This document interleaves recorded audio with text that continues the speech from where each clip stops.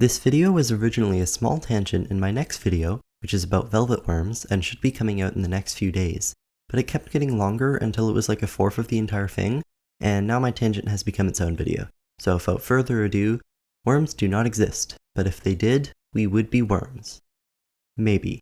In my first video on this channel, I explained that fish is not a valid natural group of organisms because it is not monophyletic.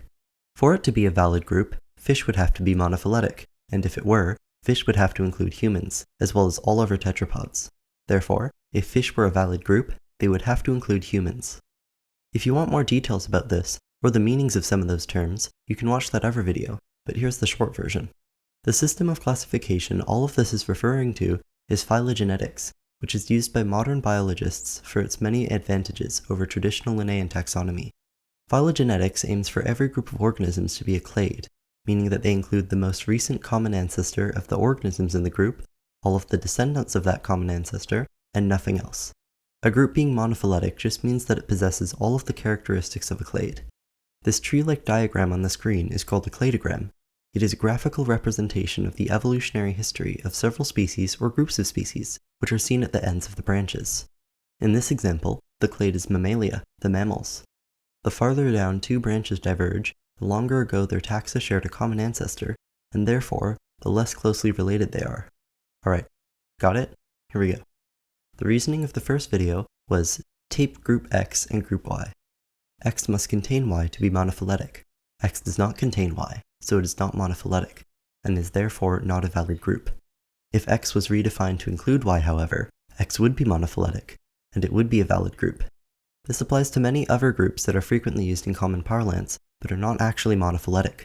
For example, reptiles must include birds, amphibians must include both reptiles and mammals, invertebrates must include vertebrates, protists must include fungi, plants, and animals, prokaryotes, bacteria, and archaea must include eukaryotes, wasps must include ants and bees, crustaceans must include insects, monkeys must include humans, etc. Originally, I was going to say the same thing about worms, but as it turns out, there isn't really an exact definition of what a worm is. Vermes was a class named by Linnaeus in his Systema Naturae, but it would be ridiculous to use that as a framework for a worm clade, as it was way too broad to be useful, including species from many modern phyla, even non-animals. There seems to be a general consensus that a worm is a bilaterally symmetric invertebrate that usually burrows, has no eyes or limbs, and is tube-shaped.